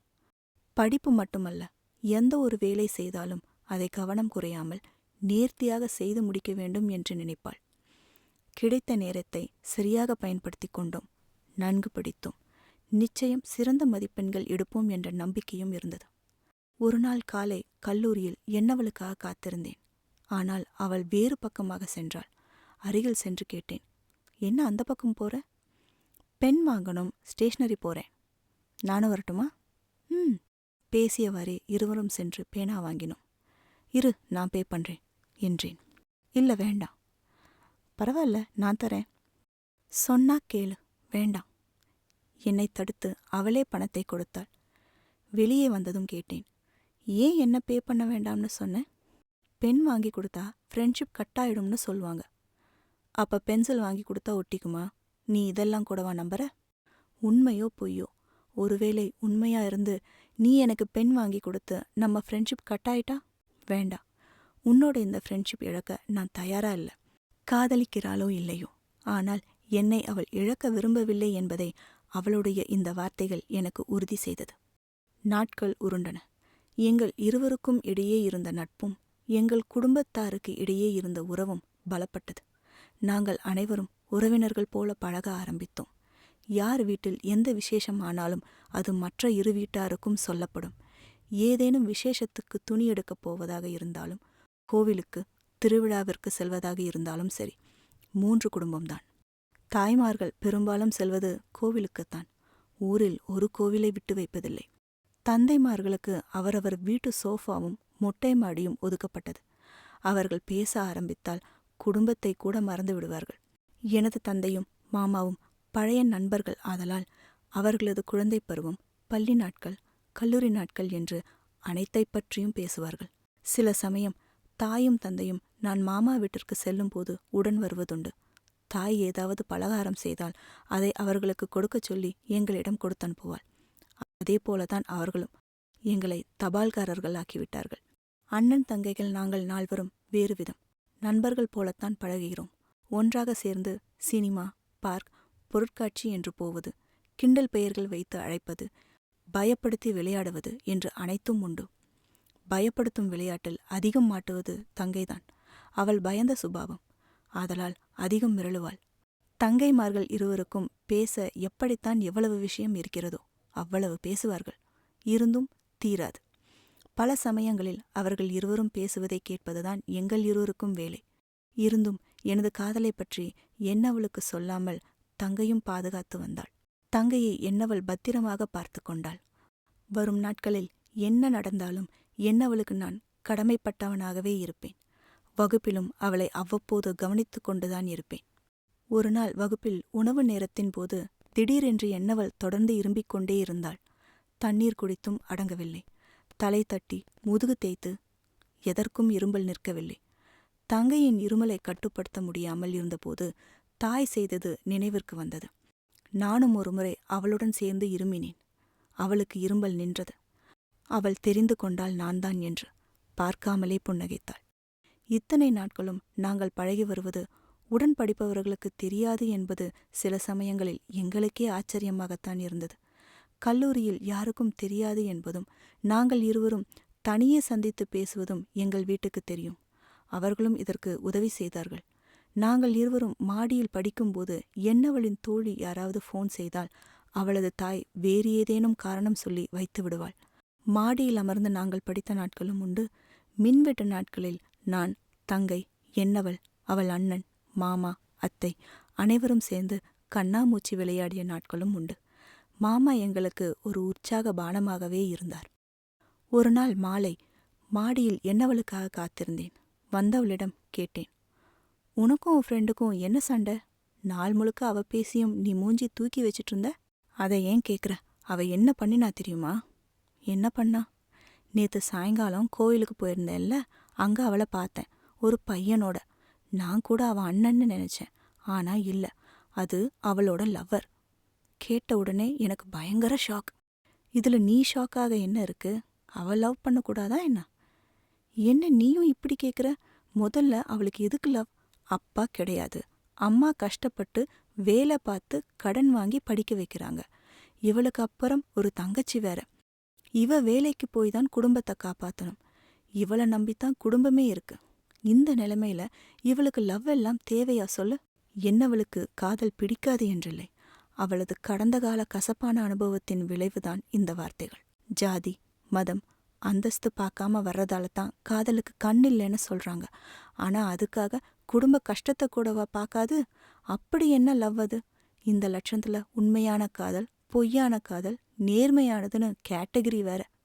நினைச்சாலே எரிச்சலா இருக்கு. சுடு எண்ணெயில் போட்ட கடுகாய் பொரிந்து தள்ளினாள். அவளது கடந்த காலத்தை தெரிந்த நான் அவளது கோபத்தை புரிந்து அமைதியாக இருந்திருக்க வேண்டும். ஆனால் ஏன் அவசரப்பட்டேன் என்று தெரியவில்லை. அப்போ என்னோட காதலும் பொய்ன்னு தான் சொல்லுவியா? கேட்டவுடன் எனது முகத்தையே சில வினாடிகள் உற்று பார்த்தாள். அவளது கண்களில் குழப்பமும் தயக்கமும் நன்றாகவே தெரிந்தது. என்ன? இல்ல, நான் உன்னை லவ் பண்றேன். அப்போ நான் நல்லவன் இல்லையா? இல்ல என் காதல் பொய்யா? என்னோட காதலும் உனக்கு எரிச்சலாத்தான் இருக்குமா? உண்மையாகவே இந்த கேள்விக்கு அவளிடமிருந்து பதிலை எதிர்பார்த்தேன். பேய் அறைந்தாற்போல் என்று சொல்வார்களே, அப்படித்தான் அவளும் நின்று கொண்டிருந்தாள். கையில் இருந்த புத்தகம் கீழே விழுந்தது கூட தெரியவில்லை. அவள் நெற்றியில் இருந்த வியர்வை துளிகளை 2 கைகளாலும் அள்ளிவிடலாம், அவ்வளவு இருந்தது. காதலை அவளிடம் எப்படி சொல்வது, எங்கு சொல்வது, என்ன வார்த்தையை உபயோகிப்பது, அன்று என்ன ஆடை அணிவது என்று வரை ஒரு ஆசையை மனதில் வளர்த்து வைத்திருந்தேன். இப்பொழுது காதலை சொல்லிவிட்டேன் என்ற மகிழ்ச்சி கூட இல்லை. ஏன் அவசரப்பட்டேன்? ஏன் இன்று? அதுவும் இப்படி ஒரு முன்மொழி. இதற்கு அவள் என்ன சொல்லப் போகிறாள் என்பது இன்னும் பயமாக இருந்தது. எனது காதலை இப்பொழுது நான் நேரடியாக சொன்னேனா, இல்லை மறைமுகமாக தெரியப்படுத்தினேனா என்று கூட என்னால் புரிந்து கொள்ள முடியவில்லை. வெகுநேரம் அசைவற்று அங்கேயே நின்றிருந்தோம். அதிர்ச்சியில் இருந்த அவளை சிறிது யோசிக்கட்டும் என்று நான் விலகி வந்திருக்கலாம். ஆனால் அந்த தனிமை எனக்கு அன்று பாரமாக இருக்கும் என்று பயந்தேன். தலை குனிந்து நின்றவளிடம், நானும் அதிர்ச்சியில், குழப்பத்தில், பயத்தில்தான் இருக்கிறேன். நிமிர்ந்து என் முகத்தை பார், உனக்கே புரியும் என்று மனதிற்குள் கத்திக் கொண்டிருந்தேன். சிறிது நேரம் யோசித்தவள் கீழே இருந்த புத்தகத்தை எடுத்துச் சென்று ஒரு ஓரமாக அமர்ந்து படிப்பவளைப் போல் விரித்த புத்தகத்தை விரித்து பார்த்து கொண்டிருந்தாள். என்னுடைய நினைவுதான் அவளுக்கு இருந்தது. அதை அவளது கண்களே காட்டிக் கொடுத்தது. நின்ற இடத்திலேயே நான் அமர்ந்து கொண்டேன். அருகில் சென்று மட்டும் என்ன பேசிவிட முடியும்? பதில் கேட்பதா? காதலை ஏற்றுக்கொள் என்று கெஞ்ச முடியுமா? தெரியாமல் சொல்லிவிட்டேன் என்றா சொல்ல முடியும்? யோசித்து பதில் சொல் என்று சொல்லவும் மனமில்லை. அவசரப்பட்டு விட்டோமோ என்ற சந்தேகமும் அவளது மௌனமும் என்னை ஏற்கனவே வதைத்து கொண்டுதான் இருந்தது. இந்நிலையில் அவளுக்கு அவகாசம் கொடுத்தால் என்னை நானே மன்னிக்க முடியாது. அருகில் செல்வதா வேண்டாமா என்ற குழப்பத்திலேயே எனது பொழுது கடந்தது. ஒரு பெண்ணால் இவ்வளவு நேரம் பேசாமல் இருக்க முடியுமா என்ன? யார் வாயாடி என்று பெயர் வைத்தது பெண்களுக்கு? இரவே ஆகிவிட்டது. இன்னும் அவளிடமிருந்து ஒரு வார்த்தை இல்லை, ஒரு பார்வை கூட இல்லை. அவள் எழுந்து சென்றாள். கேட்டேன், ஒண்ணுமே சொல்லாம போனா என்ன அர்த்தம்? மௌனமாகவே சென்றாள். பின்தொடர்ந்தேன். கீழே சென்று இருவருக்கும் அதிர்ச்சி. தந்தை மாமாவுடன் பேசிக் கொண்டிருந்தார். அருகில் தங்கையும் அமர்ந்திருந்தாள். எங்களை பார்த்ததும் எழுந்து அருகில் வந்து கேட்டார், என்னம்மா, எப்படி இருக்க? மனதில் குழப்பம் இருந்தாலும் என்னவள் அதை காட்டிக்கொள்ளவில்லை. புன்னகையுடன் சொன்னாள், நல்லா இருக்கேன். நீங்க எப்படி இருக்கீங்க? நல்லா இருக்கேம்மா. எப்பப்பா வந்தீங்க? கேட்டேன். இப்பதான் கொஞ்ச நேரம் ஆச்சு. படிப்பெல்லாம் எப்படி போயிட்டுருக்குன்னு கேட்க வந்தேன். தங்கச்சி நல்லா படிக்கிறான்னு மாமா சொல்லிட்டாரு. நீ எப்படி? நல்லா படிக்கிறேன்ப்பா. அதை நீ சொல்லக்கூடாது. நீ சொல்லுமா, பையன் எப்படி படிக்கிறான்? மார்க்கெல்லாம் எப்படி? என்ன அவளிடம் கேட்டார் தந்தை. நல்லாதான் படிக்கிறோம். இந்த தடவையும் நல்ல மார்க் எடுப்போம். கண்டிப்பா. எப்படி எதுவும் நடக்காதது போல் பேசுகிறாள். தொடர்ந்தாள். வீட்டுக்கு வாங்களேன். அங்க போயிட்டு தாம்மா வரேன். சரிங்க, அப்ப நான் கிளம்புறேன். தந்தையிடம் மட்டும் சொல்லிவிட்டு சென்றாள். தந்தையும் மாமாவும் மீண்டும் பேச ஆரம்பித்து விட்டனர். எனது மனம் மிகவும் கனத்தது. பாரத்தை தங்கையிடம் இறக்கி வைக்க நினைத்தேன். காத்திருந்தேன். வீடு செல்லும்போது, தங்கச்சியை நானே கூட்டிட்டு வரேன் என்று தந்தை சொன்னார். நடந்ததை தங்கையிடம் சொல்ல காத்திருந்த எனக்கு ஏமாற்றமாக இருந்தது.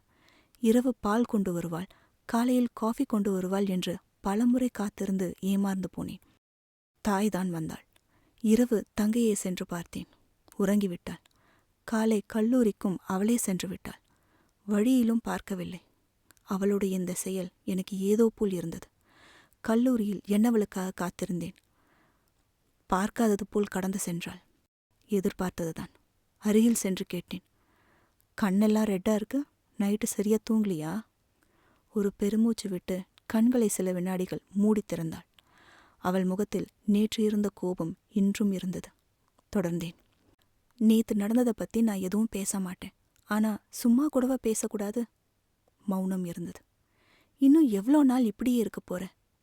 கோபம் வரத்தான் செய்தது. எதுவும் கேட்காதது போலவே நடந்தாள். பின்தொடர்ந்தே சென்றேன். உன்கிட்ட தான் பேசுறேன். சிறிது தூரம் நடந்தவள் தானாகவே நின்று விட்டாள். வகுப்பு வந்துவிட்டது. அவள் நின்றதற்கான காரணம் புரிந்தது. விலகிச் சென்றேன். இந்த மௌன விரதம் இன்னும் எத்தனை நாட்களுக்கு என்று தெரியவில்லை. மாலை வரமாட்டாள் என்று தெரிந்தே காத்திருந்து ஏமாந்தேன்.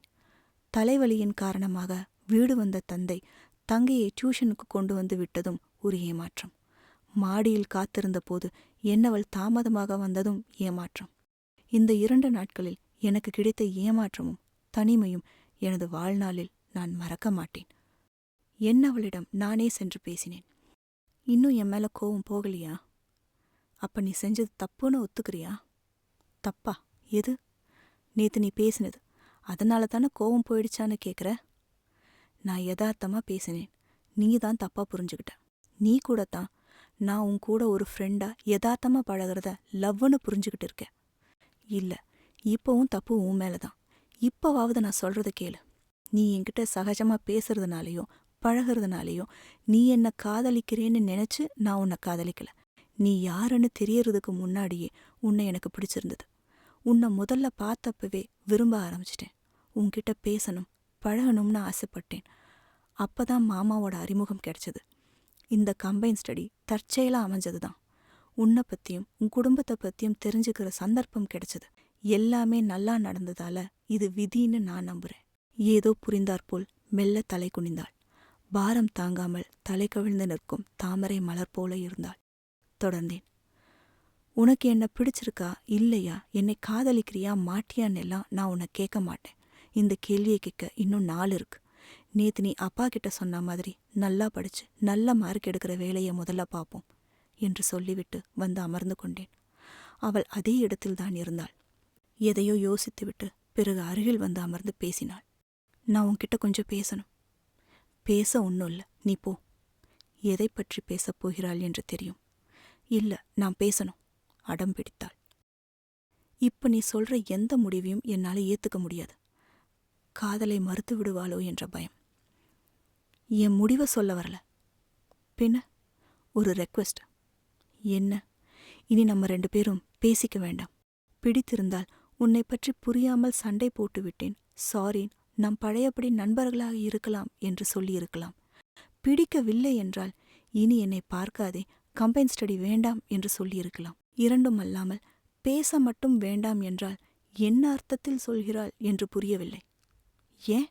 இத்தனை நாளா நீ என்னோட பெஸ்ட் ஃப்ரெண்டுன்னு நினைச்சிட்டு இருந்தேன். ஆனா நீ வேற எண்ணத்துல தான் என்கிட்ட பழகி இருக்கேன்னு தெரிஞ்சதுக்கு அப்புறம் உன் மேல இருந்த நம்பிக்கையே போயிருச்சு. இனி என்னால உன்கிட்ட பழையபடி பழக முடியாது. எந்த எண்ணத்துல பழகினேன்? ஃப்ரெண்டா தானே பழகினேன். இதுக்கு மேல இதை பத்தி பேச வேண்டாம். இவ்வளவு நேரம் பேசினது எதுவும் உனக்கு புரியலையா? என்னால இதுக்கு மேல எதுவும் சொல்ல முடியாது. தயவு செஞ்சு புரிஞ்சுக்கோ. எனது அடுத்த வார்த்தைக்கு நேரம் கொடுக்காமல் நகர்ந்து சென்றாள். எந்த எண்ணத்தை பற்றி அவள் பேசுகிறாள்? எதனால் அவளுக்கு இவ்வளவு கோபம்? ஏன் புரிந்து கொள்ள மறுக்கிறாள்? பேசக்கூட வாய்ப்பளிக்க மறுக்கிறாள். பேசாமல் எவ்வாறு புரிய வைப்பது? பேச முயற்சித்தால் இன்னும் என்ன தடை விதிப்பாளோ? இப்பொழுது என்ன செய்வது? புரிந்து கொள்ளாத கோபம், பேசக்கூட விடவில்லை என்ற ஆதங்கம், இவ்வளவு நெருங்கி பழகிவிட்டு இப்படி ஒரே நாளில் ஒன்றும் இல்லாதது போல் நான் ஒரு பொருட்டல்ல என்பது போல் விட்டுவிட்டாளே என்ற விரக்தி. அடுத்த நொடி என்பதை கூட என் புத்தி மறந்துவிட்டது. தங்கையை அழைத்துக்கொண்டு வீடு செல்லும் வழியில் தங்கையே ஆரம்பித்தாள். என்னண்ணா ஒண்ணுமே பேசாம வர? என்ன பேசணும்? என்ன பேசணுமா? நேத்து இன்னைக்கு எல்லாம் காலேஜ்ல கம்பைன் கிளாஸ்ல என்ன நடந்ததுன்னு சொல்லு. காலேஜ்ல என்ன பண்ணுவாங்க எல்லாரும்? படிப்பாங்க. நானும் அதைத்தான் செஞ்சேன். கோபம் விரக்தியாக வார்த்தையாக வெளிவந்தது. நீ ஏன் இப்படி பேசுறேன்னு எனக்கு தெரியும். 2 நாளா உன்கிட்ட ஒழுங்கா பேசல, அதனால தானே. நானா பேச மாட்டேன்னு சொன்னேன்? பேச முடியலனா? நீயே பார்த்த இல்ல, நேத்து அப்பாவே வந்து கூட்டிட்டு போயிட்டாரு. நைட்டு பால் எடுத்துட்டு வரும்போது அம்மா நீ சாப்பிடு, நான் போய் கொடுத்துட்டு வர்றேன்னு டம்ளரை வாங்கிட்டாங்க. காலையில காஃபி கொண்டு வந்து பார்த்தா நீ தூங்கிட்டு இருந்த. தூங்குறவனை ஏன் தொந்தரவு பண்றேன்னு அம்மா கூட்டிட்டு வந்துட்டாங்க. இன்னைக்கு எனக்கு செமினார் இருந்ததுனால சீக்கிரமே போக வேண்டியதா போச்சு. போகும்போது உன்கிட்ட சொல்ல வந்தேன், நீ குளிச்சுட்டு இருந்த. நான் சொல்லிக்கிறேன் நீ போன்னு அம்மா சொன்னாங்க. நேரமானதால நானும் கிளம்பிட்டேன். இன்னைக்கு டியூஷனுக்கும் அப்பாவே கூட்டிட்டு வந்துட்டாரு. இப்பவாவது பேசலாம்னு பார்த்தா நீ உம்முன்னு இருக்க. நான் உன்கிட்ட ஒரு முக்கியமான விஷயம் சொல்லணும்னு நேத்துலேருந்து யோசிச்சுக்கிட்டு இருக்கேன், தெரியுமா? என்ன விஷயம்? நேத்து அவங்க மாடிக்கு வர்றதுக்கு முன்னாடி என் கூட கொஞ்ச நேரம் பேசிட்டு தான் வந்தாங்க. அப்ப அவங்க ஃப்ரெண்டை பத்தி சொன்னாங்க. ரொம்ப கஷ்டப்படுற குடும்பம், ஆனா லவ் பண்றா, தப்பு பண்றான்னு சொன்னாங்க. இப்ப அவங்களுக்கு காதல் மேல நல்ல அபிப்பிராயம் இல்லனா. இப்ப நீ எதுவும் அவங்க கிட்ட சொல்லாத. தங்கையின் இந்த வார்த்தைகள் பயணத்தில் நிறுத்தத்தை ஏற்படுத்தியது. கேட்டாள், ஏன் நான் வண்டியை நிறுத்திட்ட? நீ எதை சொல்ல வேண்டாம்னு சொல்றியோ அதை நான் சொல்லிட்டேன். என்ன நான் சொல்ற? வண்டியை விட்டு இறங்கி வந்து கேட்டாள். 2 நாட்களும் நடந்ததை ஆதங்கம் தீர சொல்லி முடித்தேன். காயம்பட்ட இதயத்தில் இருந்து வடிந்து கொண்டிருந்த ரத்தம் கண்களில் கண்ணீராய் வடிந்தது. எனது எதிரே நிற்கும் கண்ணாடி போல தங்கையும் கண்ணீர் வடித்தாள். என்னண்ணா இது? சொல்லுன்னு சொல்லும் போதெல்லாம் செத்துப்போன பாட்டிக்கிட்ட லவ்வ சொன்னேன். ஆனா அவங்க கிட்ட சொல்லாம இருந்த. இப்ப சொல்லாதேன்னு சொன்னா சொல்லிட்டேன்னு வந்து நிக்கிற. சரி பரவாயில்ல, அவசரப்பட்டுட்டேன்னு வச்சுக்கோ. அதுக்கப்புறமாவது நான் சும்மாதான் சொன்னேன்னு சொல்லி சமாளிச்சிருக்கலாம் இல்ல? அப்படி எப்படிடா சொல்றது? அப்புறம் நான் எப்ப சொன்னாலும் சும்மானு தானே நினைப்பா? எப்படி ஒத்துக்குவா? இப்ப மட்டும் என்ன ஒத்துக்கிட்டாங்களா? சரி, அது போகட்டும். ஏன் பேசிக்க வேண்டாம்னு சொன்னாங்க? இத்தனை நாளா நான் அவளை லவ்வா தான் பார்த்தேனாமா, ஃப்ரெண்டா பார்க்கலையாமா, பழகலையாமா. ஓ, அப்ப அவங்க உன்கிட்ட ஃப்ரெண்டா தானே பழகுனாங்க? அப்ப பார்வையிலேயே வித்தியாசம் தெரியலையாமா? அப்பவே பேச மாட்டேன்னு சொல்லியிருக்க வேண்டியது தானே? கண்ணீர் குரலில் கேட்டாள். எல்லாம் என்னாலதான் இல்லனா? நீ என்ன செஞ்ச? உன்னோட லவ்வை பத்தி தெரிஞ்சதுமே நான் வேண்டாம்னு சொல்லியிருந்தா, அப்பா கிட்ட சொல்லிடுவேன்னு மிரட்டி இருந்தா நீயும் லவ் பண்ணி இருக்க மாட்ட. இப்ப அழுதுருக்க மாட்ட இல்ல? நீ வீணா ஏன் பழிய தூக்கி உம்மேல போட்டுக்கிற? இல்லனா, நான் அப்படி செஞ்சிருக்கணும். நான் தான் விட்டுட்டேன். இப்ப இப்படி அழுகிற நீ. தங்கையின் இந்த வார்த்தைகள் எனது கண்ணீரை அதிகப்படுத்தியது. அண்ணா, அழுகாதண்ணா, கண்ணீர் தழுதழுத்த குரலில் கூறிய அவளது அன்பு. கண்களை துடைத்துக் கொண்டேன். இல்லடா, நான் அழல. நீயும் அழுகாத. கண்ணை தொடச்சிக்கோ. இல்லைன்னா அப்பா அம்மா கண்டுபிடிச்சிடுவாங்க. நீ இதை பற்றி எதுவும் யோசிக்காத. அழாத, பேசாம இரு. என்னென்னவோ சொல்லி சமாதானம் கூறினேன். ஆனால் அதை நினைக்காமல் இருக்க முடியவில்லை. உணர்வுகளை கட்டுப்படுத்தி கொண்டு வீடு சென்றோம். என்னவளின் வார்த்தைகள் எனது செவிகளை சுற்றி ரீங்காரமிட்டு கொண்டே இருந்தது. அவள் பேசியதை நினைத்து கோபப்படுவதா, அவளை சமாதானம் செய்வதா, அவளை புரிந்து கொண்டு ஒதுங்கி நிற்பதா என்று ஒன்றும் புரியவில்லை. வருத்தம், கோபம், வெறுப்பு, ஆதங்கம், குழப்பம். இதில் எந்த உணர்வின் கட்டுப்பாட்டில் நான் இருக்கிறேன் என்று தெரியவில்லை. எண்ணிக்கை அதிகம்தான். ஆதலால் தான் இதயம் இத்தனை கணக்கிறதோ? பாரம் தாங்காமல் படுக்கையில் குடை சாய்ந்தேன். எனக்கு ஆறுதல் சொல்ல யாரும் இல்லை.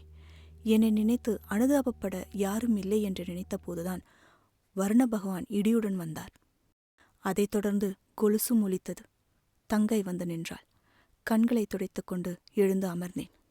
நீ இன்னும் தூங்கலையாடா? இடி இடிச்சதுல தூக்கம் வரலனா? எவ்வளவு பெரிய பொண்ணா இருந்துட்டு இடிக்கலாமா பயப்படுறது? நீயே அழுகும்போது நான் பயப்படுறதுல என்னன்னா ஆச்சரியம்?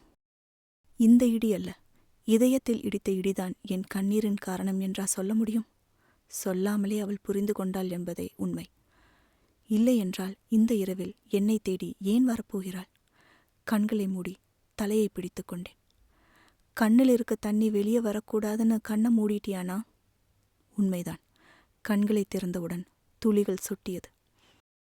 நான் தான் அதை பற்றி நினைக்காதேன்னு சொன்னேன்ல. நீ நினைக்காம இருப்பியானா? பதில் சொல்லவில்லை. தொடர்ந்தாள். அவங்கள கஷ்டப்படுத்தக்கூடாதுன்னு நீ சின்ன சின்ன விஷயம் கூட பார்த்து பார்த்து பண்ணுவ. அப்போ மட்டும் அது நல்லதா இருந்ததா? இப்போ நீ உன் லவ்வை சொன்னதும் அதெல்லாம் தப்பா போயிருச்சாமா? எனக்கே பதில் தெரியாத கேள்விகளை என்னிடம் கேட்டாள். ஒன்றும் பேசவில்லை. மீண்டும் தொடர்ந்தாள். நான் வேணும்னா அவங்க கிட்ட பேசி பார்க்கட்டுமானா? கேட்டபடியே கட்டிலில் அமர்ந்தாள். அதெல்லாம் வேணாண்டா. இப்போ அவ கோவத்தில் இருக்கா. நீயே ஏதாவது செஞ்சாலும் நான் சொல்லி நீ செஞ்சதா தான் அவ நினைப்பா. நீ இதெல்லாம் தெரிஞ்சா மாதிரி காட்டிக்காத. வெகு நேரம் பேசிக்கொண்டிருந்தோம். தங்கை அப்படியே படுத்து தூங்கிவிட்டாள். எனக்கு தான் என்ன செய்வது என்றே தெரியவில்லை. எண்ண அலைகள் சீர்படவே இல்லை. அலைமோதிக்கொண்டே இருந்தது. மனதிற்குள் புலம்பினேன். நெஞ்சம் விம்மி புடைத்து தனியும் பெருமூச்சின் உஷ்ணத்தில் மழையின் குளிர்ச்சி கூட தெரியவில்லை. நொந்து போன இதயத்தின் நிலையை மாற்ற என்னவளின் வார்த்தைகளுக்கு மட்டுமே சக்தி உண்டு. என்றாவது ஒரு நாள் அந்த வார்த்தைகள் எனக்கு கிடைக்கும் என்ற நம்பிக்கை மட்டும் திடமாக இருந்தது. சீர் செய்யும் அண்ணன். எப்படி தூங்கினேன் என்றே தெரியவில்லை. தங்கையும் தூங்கிவிட்டாள். ஒரு நொடி கண் மூடியதில் பொழுது விடிந்தது போல இருந்தது. அறையை விட்டு வெளியே வந்தேன். தாய் பதட்டத்துடன் எதிர்பட்டாள். என்னம்மா ஆச்சு? உன்னோட தங்கச்சியை ரூம்ல காணோண்டா. அம்மா, அவ ஏன் ரூம்ல இருக்காமா? உன்னோட ரூம்லையா? ஆமாம்மா, நேத்து நைட்டு இடி இடிச்சதில்ல, அப்போ பயந்து போய் இங்கேயே வந்து படுத்துட்டா. நான் சொன்னது அம்மாவிற்கு கேட்டதா என்று கூட தெரியவில்லை. சென்று முதலில் தங்கையைத்தான் பார்த்தாள். இப்ப தாண்டா உயிரே வந்தது. ஒரு நிமிஷம் வயிற்றுல புளிய கரைச்ச மாதிரி ஆயிடுச்சு. தாயின் பயமும் அதற்கான காரணமும் புரிந்தது. நம்ம தங்கச்சி நம்மளை விட்டு எங்கம்மா போயிட போறா? போமாட்டாடா. இருந்தாலும் திடீர்னு காணோம்னா பயமா இருக்காதா? நேத்து ராத்திரி கூட அவ உம்முன்னு தான் இருந்தா. கேட்டா ஒன்னும் இல்லைன்னு சிரிக்கிறா. சரியாவே பேசல, சாப்பிடல. காலையில காணோம்னா பதட்டம் இருக்காதாடா? அப்ப தங்கச்சி மேல உனக்கு நம்பிக்கை இல்லையாம்மா? புரியாம பேசாதடா. இவ மேல இருக்க நம்பிக்கையை விட பசங்க மேல இருக்க அவநம்பிக்கை தான் அதிகம். இவ வயசுல இருக்கும்போது எனக்கு கல்யாணமாகி நீ கூட பிறந்துட்ட. அப்ப எல்லாம் நாங்க வீட்டை விட்டு வெளியவே வரமாட்டோம். ஆனா இப்ப அப்படியா? படிப்பு வேலைன்னு பொண்ணுங்க எல்லா இடத்துக்கும் போக ஆரம்பிச்சிட்டாங்க. எல்லா இடத்துலயுமா பாதுகாப்பா இருப்பாங்க? வயசு பொண்ணுங்க நேரங்காலத்தோட வீடு வந்து சேரலனா உயிரே போயிடும் போல இருக்கு. எல்லா பெத்தவங்களுக்கும் இருக்கிறது தாண்டா. காலம் முழுக்க பயந்துகிட்டே இருப்பியாமா? நம்பிக்கை இருந்தா பயம் ஏன் வரப்போகுது? காலம் முழுக்க இல்லடா, காலா காலத்துல கல்யாணத்தை பண்ணி ஒருத்தன் கையில ஒப்படைச்சிட்டா போதும். அப்புறம் தண்ணி தெளிச்சு விட்டுடலாம்னு அர்த்தமா? என்னடா நீ புரியாமலே பேசிக்கிட்டு இருக்க? நாளைக்கு அவளுக்கு கல்யாணம்னா சீரு செய்ய போறவன் நீ. நீயே இப்படி பேசினா எப்படி? கல்யாணம்னா தண்ணி தெளிச்சு விடுறேன்னு நான் சொன்னேன். அது ஒரு பொறுப்பு. அதெல்லாம் சொல்லி புரிய வைக்க முடியாது. நீ பண்ணும்போது உனக்கே தெரியும். இப்போ போய் வேலையை பாரு. தாயின் இந்த வார்த்தைகள் என்ன சொல்வது என்று தெரியவில்லை. எந்த வார்த்தை என்று தெரியவில்லை. ஒரு அண்ணனின் பொறுப்பு என்ன என்பதை எனக்கு உணரச் செய்தது. ஆம், நான் அவள் அண்ணன். நான் தான் அவளுக்கு அனைத்தும் செய்ய வேண்டும். நான் தான் அவளை பார்த்து கொள்ள வேண்டும். எனது கடமைகள் இன்னும் எவ்வளவோ இருக்கிறது. தனிப்பட்ட முறையில் பாதிக்கப்பட்டதற்காக இப்படி நான் துவண்டு கிடப்பதில் நியாயமில்லை. காஃபி டம்ளருடன் தாய் எதிரே வந்தாள். இந்தாடா காப்பி குடி, நான் போய் அவளை எழுப்புறேன். நீ போமா, நான் அவளை எழுப்புறேன். காஃபி டம்ளருடன் உள்ளே சென்றேன். கட்டிலின் கீழ்ப்பகுதியில் அத்தனோண்டு இடத்தில் கால்களை குறுக்கி கைகளை தலையணையாக்கி அழகாக இருக்கிறாள். பண்பான பெண். யாரையும் கஷ்டப்படுத்த நினைக்க மாட்டாள். கடும் சொல் வந்ததே கிடையாது. நல்ல பொண்ணும் கூட. இவளது வாழ்வில் நல்லது கெட்டதை நான் தான் செய்ய வேண்டும். இதுநாள் வரை என்னுடைய சுகதுக்கங்களை மட்டுமே பகிர்ந்துள்ளேன். இனி அப்படி இருக்கக்கூடாது. அவளுடைய மகிழ்ச்சியான வாழ்வும் முக்கியம். உறங்கிக் கொண்டிருந்தவளின் கன்னத்தில் கை வைத்தேன். தங்கை கண்விழித்து கேட்டாள், நீ எப்பண்ணா எழுந்த? இப்பத்தாண்டா. இந்தா காஃபி. நீ குடிச்சியா? நீ குடி. என்னண்ணா முகமெல்லாம் வீங்கி இருக்கு? நைட்டு தூங்கலையா? உன்னை தூங்க வச்சுட்டு தான் நான் தூங்கணும்னு நினைச்சேன். நீ கொஞ்ச நேரம் படுத்துக்கோண்ணா, இல்லைன்னா காலேஜில் போய் தூக்கம் வரும். இல்லடா, நான் முழிச்சிட்டேன். இனி தூங்க மாட்டேன். அழுதியாண்ணா? இல்லடா. பொய் சொல்ற? இல்லடா, நிஜமா. நடக்கிறது நடக்கட்டும்னு விட்டுட்டேன். என்னண்ணா ஒரு மாதிரி பேசுற? அதெல்லாம் ஒன்றும் இல்லை. இனி நீயும் இதை பற்றி பேசக்கூடாது, சரியா? என்னண்ணா இப்படி சொல்ற? முதல்ல சரின்னு சொல்லு. சரி, ஆனால் எதுவாக இருந்தாலும் நீ என்கிட்ட சொல்லணும். உன் மனசுக்குள்ளேயே வச்சு வருத்தப்படக்கூடாது. சரி. நிஜமா? அதான் சரின்னு சொல்கிறேன்ல. போய் கிளம்பு. இத்தனை நாட்களாக மணிக்கணக்கில் கண்ணாடி முன் நின்று தலை சீவி கொண்டிருந்தேன். இன்று அதற்கு கூட நேரம் இல்லாதவனாய் கீழே வந்தேன். தாயிடம் கேட்டேன், தங்கச்சி எங்கம்மா? குளிச்சிட்டு இருந்தா, வந்துட்டாளான்னு தெரியல. நீ வந்து சாப்பிடுவா. சென்று அமர்ந்தேன். தாய் பரிமாறினாள். கேட்டேன், ஏம்மா பயந்து பயந்து வாழ்றதுக்கு பதிலாக நம்ம தங்கச்சிய தைரியமான பொண்ணா வளர்க்கலாம் இல்ல? என்னடா செய்ய சொல்ற? எப்படி தைரியத்தை வளர்க்கணும்? ஆம்பளைங்க மாதிரி ஆவுன்னு கத்திக்கிட்டு கராத்தே கற்றுக் கொடுக்கறதா? இல்லை முதுகுக்கு பின்னாடி அருவாள் வச்சு விடுறதா?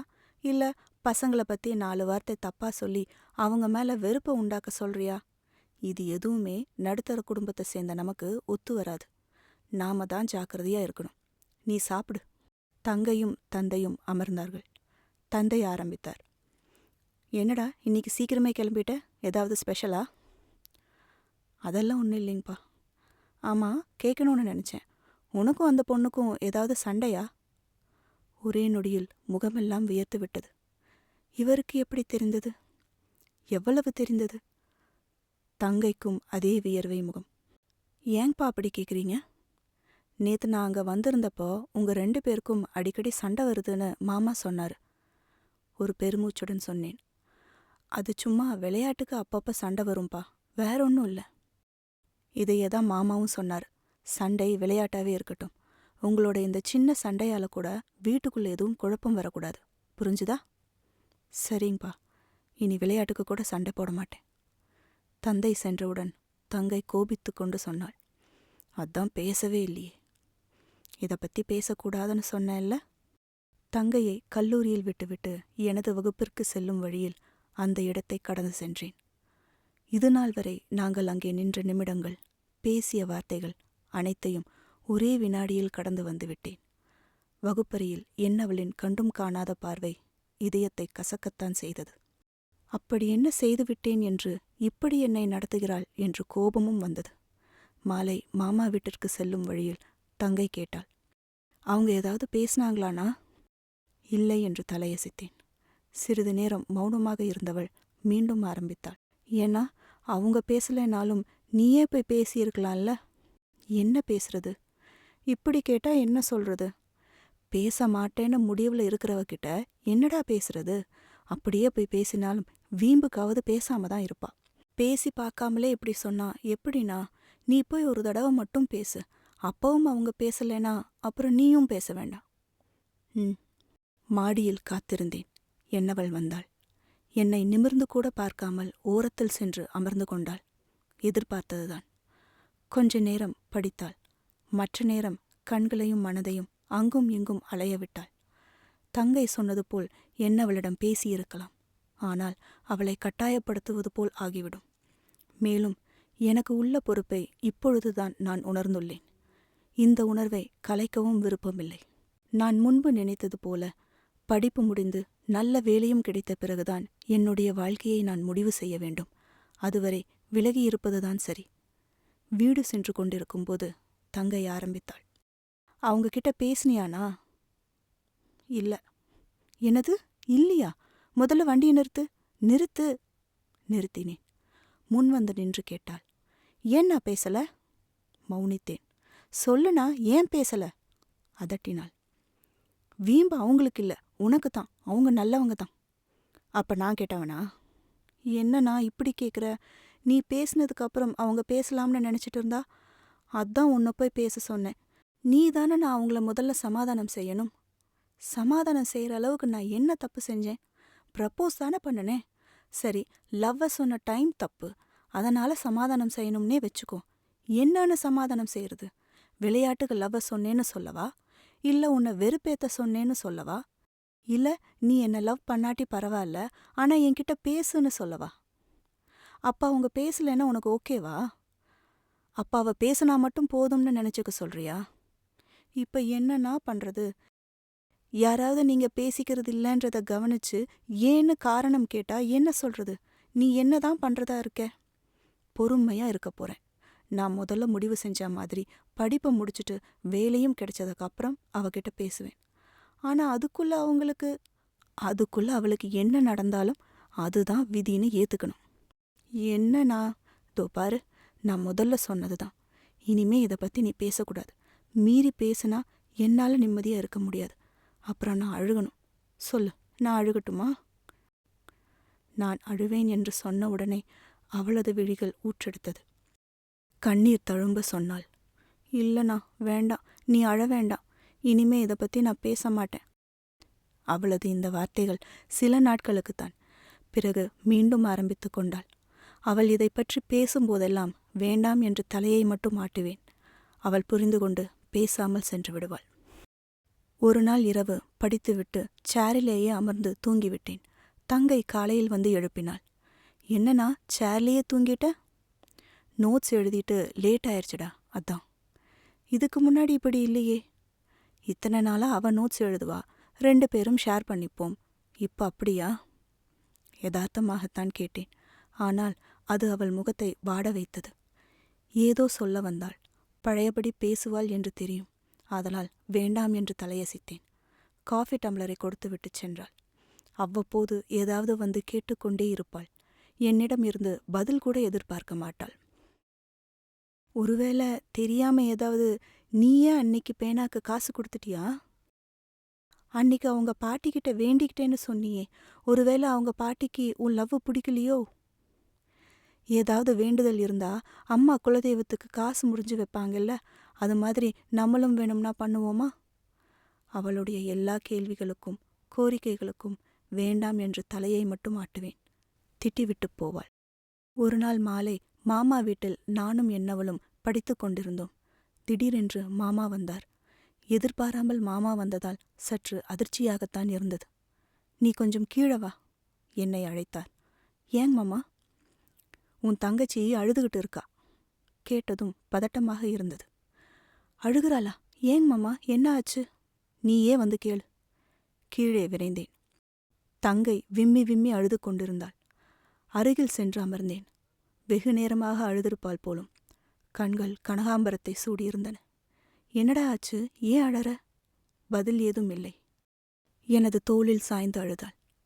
என்ன பாரு, என்னடா ஆச்சு? என்னுடைய முகத்தையும் என்னவளின் முகத்தையும் ஒரு நொடி பார்த்துவிட்டு மீண்டும் அழுதாள். இப்படி ஒன்றுமே சொல்லாம அழுதா எப்படிடா? மாமா ஏதாவது திட்டினாரா? இல்லை என்று தலையசைத்தாள். அழுது கொண்டே, வேற எதுக்கு இப்படி அழுகிற? நீ காதலிக்கிற பொண்ணு உன் கூட பேசுறதில்லேன்னு அழுகிறா என்றார் மாமா. கேட்டதும் அதிர்ச்சியாக இருந்தது. ஆனால் பயப்படவில்லை. ஆனால் என்னவள்? இதுநாள் வரை இது யாருக்கும் தெரியாது என்று நினைத்திருந்தாள். அவள் பயம் அவள் முகத்தில் தெரிந்தது. மாமா தொடர்ந்தார். உன்னை நினைச்சா எனக்கு பெருமையா இருக்குப்பா. படிப்பு முடிஞ்சதும் காதல்னு உன்னோட தெளிவு, இவ பேச மாட்டேன்னு சொன்னதுக்கப்புறமும் அவளுக்காக காத்திருக்கும் உன்னோட பொறுமை, தன்னம்பிக்கை, நிஜமாவே நீ ரொம்ப நல்லவன்பா, யோக்கியன். இவை அனைத்தையும் கேட்டுக்கொண்டிருந்த என்னவள் பதட்டத்துடனே மாடிக்கு சென்று விட்டாள். செய்வதறியாது விழித்துக் கொண்டிருந்தேன். நீ தங்கச்சியை சமாதானப்படுத்து, நான் மாடிக்கு போறேன் என்றார் மாமா. மாமா ப்ளீஸ், அவகிட்ட எதுவும் கேட்காதீங்க. ஏன்? நாங்கள் 2 பேரும் இப்பதான் நார்மல் ஆயிருக்கோம். இன்னும் கொஞ்ச நாள் தான். படிப்பு முடிஞ்சதும் நானே அவகிட்ட பேசுறேன். மாமா மாடிக்கு சென்றதும் தங்கையிடம் பேசினேன். என்னடா, என்ன ஆச்சு? ஏன் திடீர்னு அழுத? இல்லைண்ணா, உனக்கு தெரியாது. இப்போ என்ன ஆச்சு தெரியுமா? என்ன ஆச்சு? அண்ணி மனசுல நீ இல்லை. எப்படி சொல்ற? கொஞ்ச நேரத்துக்கு முன்னாடி அண்ணியோட அம்மா வந்திருந்தாங்க. அவங்க கட்டியிருந்தது நீ அன்னிக்காக செலக்ட் பண்ணின புடவை. நீ எடுத்து கொடுத்த புடவைய கூட கட்டாத அளவுக்கு அவங்களுக்கு உன் மேல வெறுப்பானா? நீ ஏண்டா அப்படி நினைக்கிற? இப்ப நீயே இருக்க. அம்மாவோட புடவைய நீ காலேஜுக்கு கட்டுறதில்ல? அதே மாதிரி அம்மாவும் உன்னோட புடவைய கட்டிக்கிட்டு வெளியே போறாங்கல்ல? அதே மாதிரி தான் இதுவும் நடந்திருக்கும். இதுக்கு போய் அழலாமா? நீ அழுததை பார்த்துட்டு ஒரு நிமிஷம் உயிரே போயிருச்சு எனக்கு. ஏண்டா இப்படி பண்ற? முதல்ல கண்ணத்தோட. இந்த சின்ன விஷயத்துக்கெல்லாம் இப்படி பண்ணனா எப்படி? இன்னும் நீ என்ன சின்ன பொண்ணா? எதுக்கு எடுத்தாலும் அழுதுகிட்டே இருக்கியே. வளர்ந்துட்டல்ல, இனி நீயே இதெல்லாம் புரிஞ்சுக்க வேண்டாமா? இனி இப்படியெல்லாம் பண்ணாத. நீ அழுகிறத பார்த்துட்டு நான் எப்படி நிம்மதியா இருக்க முடியும் சொல்லு? கண்ணத்தோட துடைத்து விட்டேன். மறுபடியும் அழுவியா? மௌனம். பதில் சொல்லு, அழுவியா? இல்ல, அழமாட்டேன். நம்பலாமா? அப்ப நான் போகட்டா? கண்களை துடைத்துக்கொண்டே தலையசைத்தாள். மாடிக்குச் சென்றேன். மாமா அவளிடம் ஏதோ சொல்லியிருப்பார் போலும். கண்ணீர் கீதம் பாடிக்கொண்டிருந்தாள். மாமா, அழைத்தேன். என்னை பார்த்தவர், நான் ஒன்னும் சொல்லல, அவளாதான் அழுகிறா என்றார். சிரித்தேன். தொடர்ந்தார். நிஜமாவே நான் எதுவும் பேச வேண்டாமா? வேண்டாங்க மாமா. சரி, நீ படி சொல்லிவிட்டு சென்றார். படிக்க ஆரம்பித்தேன். அவளும் சிறிது நேரத்தில் சரியாகிவிட்டாள். வீடு செல்லும்போது தங்கையை கேட்டேன். என்னடா, இன்னும் அதையே நினைச்சிட்ருக்கியா? இல்லைண்ணா. அப்புறம் ஏன் இன்னும் உம்முன்னே இருக்க? மாமாவுக்கு தெரிஞ்சு போச்சுன்னு உனக்கு வருத்தமானா? ஏன் அப்படி கேட்குற? இல்லை, யார்கிட்டையும் சொல்லக்கூடாதுன்னு சொன்னேன். ஆனால் இப்போ மாமாவுக்கு தெரிஞ்சிருச்சே, அதான். அதெல்லாம் பரவாயில்ல. நீ அழுதது தான் எனக்கு ரொம்ப கஷ்டமா போச்சு. இல்லைண்ணா, நான் வேணும்னு பண்ணலை. அவங்கள அண்ணியோட புடவையில் பார்த்ததும் எனக்கு தானா அழுக வந்துருச்சு. ஆனால் நீ சொன்ன காரணம் அப்போ எனக்கு தோணவே இல்லை. நீ எப்போ பார்த்தாலும் இதையே யோசிச்சுட்டு இருக்கிறதுனால தான் சின்ன விஷயமா இருந்தாலும் பெருசாக யோசிச்சுட்டு அழுற. எதையும் யோசிக்காதேன்னு சொல்லியிருக்கேன்ல. ஒன்று புரிஞ்சுக்கூடா, நான் அவளை மறந்துட்டேன்னு சொல்லலை. ஆனால் இப்போ முக்கியம் படிப்பு தான். நேரம் வரும்போது எல்லாம் நல்லதா நடக்கும். அது வரைக்கும் நம்ம வேலையை ஒழுங்கா செய்யணும். புரிஞ்சுதா? என்னுடைய இந்த வார்த்தைக்கு அவள் கட்டுப்பட்டாள். அதுவும் சில நாட்களுக்குத்தான். பிறகு மீண்டும் பேசுவாள். இப்போ ஒரு வாட்டி அவங்க கிட்ட பேசலாம்ல? இவ்ளோ நாள் ஆச்சு. எனக்கு தெரியும்னு இப்போ அவங்களுக்கு தெரிஞ்சிருச்சுல்ல. நான் வேணும்னா பேசவா? ஒன்னும் கேட்க மாட்டேன். ஏன் பேசலன்னு மட்டும் கேட்குறேன். உனக்கு தெரியாம நானே கேட்குற மாதிரியே கேட்குறேன். மாமா கிட்ட அவங்க ஏதாவது சொல்லியிருந்தா அவங்க கிட்ட தானே பேசக்கூடாது, மாமா கிட்ட கேட்கலாம் இல்ல? அனைத்து முயற்சியும் செய்வாள். வேண்டாம் என்று தலையசிப்பேன். புரிந்து கொள்வாள். மாமா அவ்வப்போது ஜாடை பேசுவார். அவரை தங்கையே அடக்கிவிடுவாள். மாமாவும் தங்கையும் பேசும்போது, என்னவளை பார்க்கும்போது, கல்லூரியில் அந்த இடத்தை கடந்து செல்லும்போது பழைய நினைவுகள் மனக்கண்கள் முன் ரீங்காரமிடும். ஆம், பழைய நினைவுகள், பசுமையான நினைவுகள். வீட்டிலும் சரி, கல்லூரியிலும் சரி, நானும் அவளும் அமர்ந்து பேசிய இடங்கள். எனக்கு உன் நட்பு வேண்டும் என்று அவள் சொன்னபோது நீயே வேண்டும் என்று சொன்னது போன்ற உணர்வை கொடுத்த அந்த வினாடிகள். நோட்டின் பின்னால் பென்சிலில் எனது பெயரையும் அவளது பெயரையும் இணைத்து எழுதியது. அதை அழிப்பதற்கு முன்பு தடவி பார்த்தது. எழுத்து அச்சை தங்கையிடம் எடுத்து சென்று உற்று பார்க்கும்படி காண்பித்தது. இருவரது பெயரிலும் உள்ள முதல் எழுத்துக்களை யாருக்கும் தெரியாதபடி டெஸ்கில் ஒரு ஓரத்தில் மிகவும் சின்னதாக எழுதி வைத்தது. பேனா வாங்கி அதை என்னவளிடம் யதார்த்தமாக கொடுத்து அவள் எழுதிய பிறகு நான் எழுதியது. போனை கண்டதும் ரிசீவரை எடுக்காமல் அதில் என்னவளின் வீட்டு நம்பரை அழுத்தியது. வீட்டில் உள்ள கம்ப்யூட்டர் கீபோர்டில் என்னவளின் பெயரை அழுத்தியது. கம்ப்யூட்டர் புரோகிராம் சிலவற்றை என்னவளது பெயரில் பதிவு செய்தது. தனிமையில் இருக்கும்போது என்னவளின் பெயரை ஓசையில்லாமல் ஒப்பித்தது. யார் என்னவளை பற்றி பேசினாலும் வெளியில் எந்தவித உணர்வையும் காட்டிக்கொள்ளாமல் உள்ளுக்குள் ஆர்வமாயிருந்தது. இன்னும் பல. அப்படி கழிந்த நாட்கள் இப்பொழுது தலைகீழாக உள்ளது. அவளுடன் பேசுவதில்லை. அவளுடைய முகத்தை நேராக பார்த்து பல நாட்கள் ஆகிவிட்டது. எங்கள் இருவருக்கும் இடையே உள்ள பிரிவை எண்ணி தங்கை தினமும் வருத்தப்படுகிறாள். எனக்கும் தங்கைக்கும் இடையே இருந்த பேச்சும் குறைந்துவிட்டது. என்னை பார்க்கும்போதும் சரி, பார்க்காத போதும் சரி, என்றே இருப்பாள். நான் ஏதாவது சொல்லி சிரிக்க வைத்தால்தான் உண்டு. அவ்வப்போது மாமா தங்கையை சமாதானம் செய்வார். இவை அனைத்தும் எனது இதய டைரியில் மட்டுமே உள்ளது. இவ்வாறான நினைவுகளுடனே எனது கல்லூரி நாட்கள் முடிந்தது. ஆம், இன்று கடைசி நாள், பிரிவு உபசரிப்பு விழா.